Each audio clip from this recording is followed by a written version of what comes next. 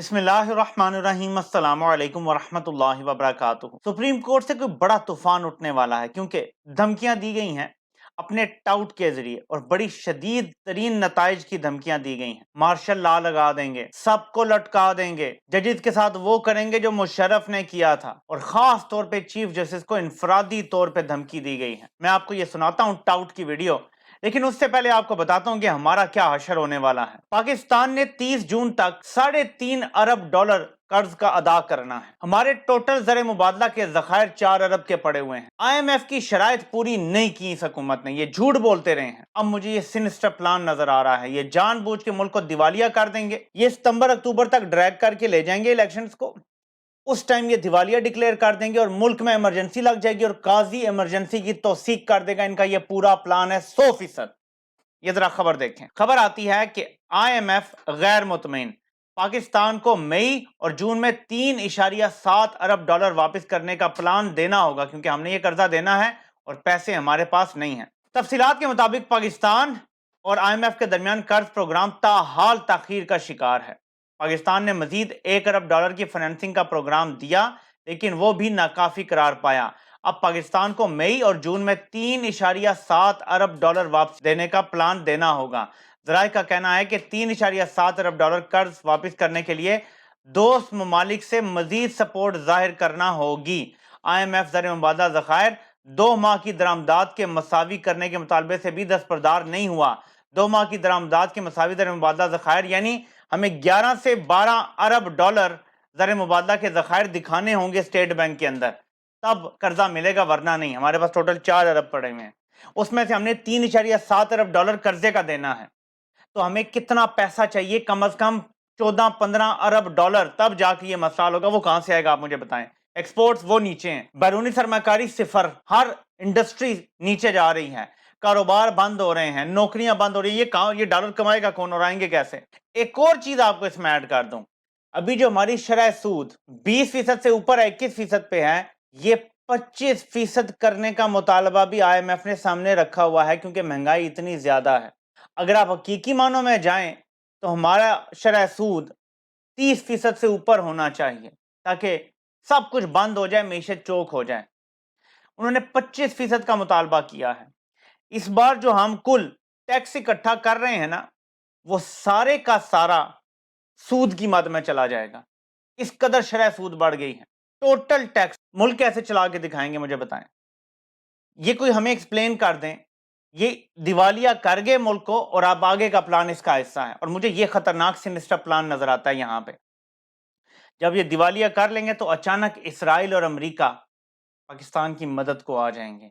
तब इसराइल को तस्लीम करना भी अच्छा होगा, तब भारत से तिजारत खोलना भी मजबूरी होगा, कश्मीर का सौदा करना भी मजबूरी बन जाएगा क्योंकि मुल्क जो दिवालिया हो गया होगा। दिवालिया हो नहीं रहा, याद रखिएगा, मुल्क को दिवालिया किया जा रहा है। ये इस 22 करोड़ के मुल्क और अवाम के खिलाफ साजिश हो रही है। मेरा काम था आपको आगाह करना, वरना IMF का ये प्लान अब तक मुकम्मल हो चुका होता। इमरान खान ने जो मुआहदा किया था वो सितंबर 2022 में खत्म। ये जो अब चल रहा है ये मिफ्ता इस्माइल करके गया था और उसके बाद से इसहाक डार ने तबाही फेरी हुई है जब से वो आया है। 7वां महीना शुरू हो गया और IMF का प्रोग्राम ये बंदा बहाल नहीं करवा सका। 7वां महीना शुरू हो गया। ये असद उमर को गिले करते थे कि जी उसने 8 महीने ज़ाया कर दिए। 7 महीने तो इसहाक डार तजर्बाकार ने भी ज़ाया कर दिए, प्रोग्राम नहीं बहाल हुआ। तो आपको साजिश समझ आ जाएगी सारी। चीन और सऊदी अरब, UAE, जो भी दोस्त ममालिक ने पैसे देने हैं वो आपको कह चुके हैं पहले पॉलिटिकल स्टेबिलिटी लेकर आओ। ये कह रहे हैं जी हम दिवालिया करवा लेंगे, मुल्क स्टेबिलिटी नहीं लेकर आएंगे। तो देखते हैं, ये अगर इम्प्रैक्टिकल बजट देंगे IMF वो भी एक्सेप्ट नहीं करेगा। ये मुल्क के साथ गद्दारी होगी। इस हुकूमत का बजट देना ही मुल्क के साथ गद्दारी होगी। मैं हैंडलर्स को ये समझा रहा हूं, हम अवाम को जब तक जिंदा हैं बताएंगे कि ये गद्दारी की गई है अगर ये बजट देते हैं। एक ऐसी हुकूमत जो गैर मकबूल हो, जो अपनी मकबूलियत के लिए जाली बजट देगी, उसमें ऐसे रिलीफ देगी जिसके पैसे पास नहीं होंगे, देने के लिए नहीं होंगे, सिर्फ कागजों में रिलीफ होगा। और अगली हुकूमत आके फिर ये माइंड्स जब निकालेगी, धमाके होंगे, मुल्क तबाही की तरफ चला जाएगा। इससे ज्यादा तबाही ये कौम बर्दाश्त नहीं कर सकेगी। अब आते हैं टाउट के जरिए क्या पैगाम भेजा गया है मुल्क के चीफ जस्टिस को, ये जरा सुने। सुप्रीम कोर्ट है, इसने इधर फैसला किया, उधर प्राइम मिनिस्टर डिस्क्वालीफाई। क्या आप और मैं बच्चे हैं, काके हैं? हमें नहीं पता कि उस वक्त सुप्रीम कोर्ट के पीछे एस्टैब्लिशमेंट खड़ी थी, ताकत वहीं से मिल रही थी, ताकत उनको वहीं से मिल रही थी। अब उनको पता है کہ میرے پیچھے اسٹیبلشمنٹ نہیں کھڑی. ٹھیک ہے, تو اب اگر انہوں نے کوئی ایڈونچر کرنا ہے تو کر کے دیکھ لے. میں نہیں چاہتا کہ کوئی ایڈونچر ہو, اور میں آئین کے ساتھ کھڑا ہوں, اور اسی لیے میں کہہ رہا ہوں کہ سپریم کورٹ کو بھی آئین کے اندر رہنا چاہیے تھا.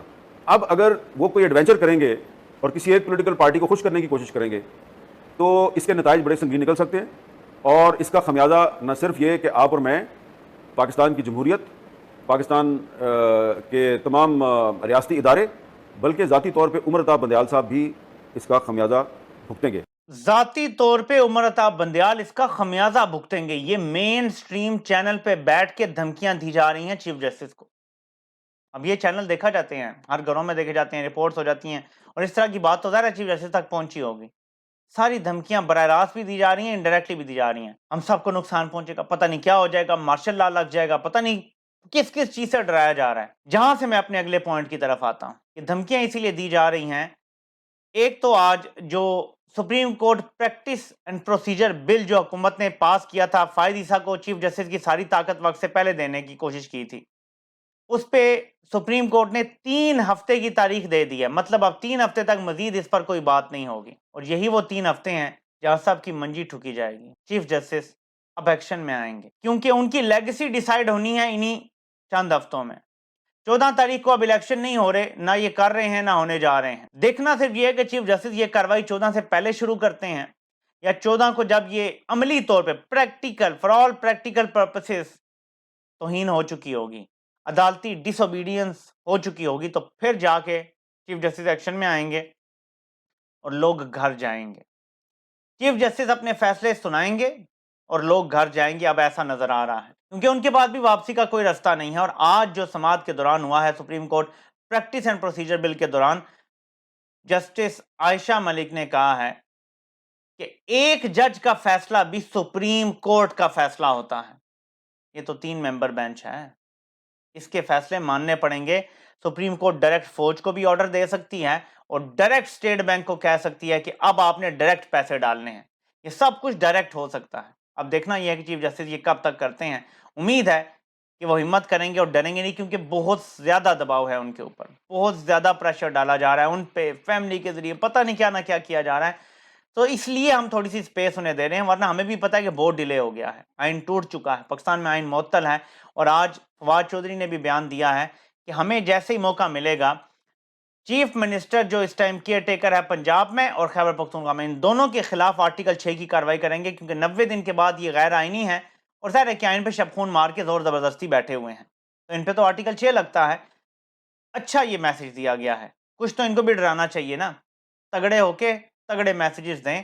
اور عمران خان صاحب کے حوالے سے یہ جو نجومیوں کو بلا کے کہا جا رہا ہے کہ ہفتہ ان کا ہے, یہ زیادہ تر اسٹیبلشمنٹ کرواتی ہے. جب اس نے کچھ کرنا ہوتا ہے نا, فار ایگزامپل نواز شریف نے جب ملک سے باہر جانا تھا نا, تو کچھ نجومیوں کو بلا کے 2019 میں اور مئی جون میں ہی پروگرام شروع کروا دیے تھے کہ نواز شریف کیا اچھے دن آ رہے ہیں, اکتوبر نومبر سے اس کے اچھے دن آ رہے ہیں. وہ پتہ چلا وہ لندن بھاگ گیا. جب عمران خان کے خلاف رجیم چینج آپریشن ہونا تھا 2021 میں نا, نجومیوں نے کہنا شروع کر دیا تھا اگلا سال عمران خان کے لیے بہت بھاری ہے. وہ یہ سارے نجومیوں کو پتہ ہے کون بتاتا ہے, یہ اسٹیبلشمنٹ بتاتی ہے. اب یہ کہہ رہے ہیں جی اگلا ہفتہ عمران خان کی جان جا سکتی ہے. یہ بھی وہیں سے پیغام آیا تھا کہ لوگوں کا ذہن بنایا جاتا ہے, ذہن سازی کی جاتی ہے. لیکن ہمیں خبر ہے قاتلوں کے ہر ٹھکانے کی, یہ یاد رکھیے گا, قوم اس دفعہ پاگل نہیں بنے گی. سوچ سمجھ کے کیجیے گا جو بھی کیجیے گا. میں ایک ہمدردانہ بات کر دوں, عمران خان کو اگر آپ جان سے مارتے ہیں نا, زندگی موت تو اللہ کے ہاتھ میں, لیکن نفرت کی ایک ایسی دیوار کھڑی ہوگی آپ کے اور عوام کے درمیان, پھر اسے کوئی پھلانگ نہیں سکے گا. دیواریں برلن تو گر سکتی ہیں, یہ دیوار کبھی نہیں گرے گی, یاد رکھیے گا. آپ کی اور عوام کے درمیان ریکنسیلیشن اگر کوئی کروا سکتا ہے نا, تو وہ عمران خان کروا سکتا ہے. آپ کو یہ بات بری لگے یا اچھی, لیکن سچ یہی ہے. باقی آپ کی جتنی عقل ہے آپ اسی کے مطابق فیصلہ کریں گے. آپ سے انشاءاللہ پھر ملاقات ہوتی ہے. اللہ پاک آپ سب کا حامی و ناصر ہو. آپ سب کے سننے کا بہت بہت شکریہ.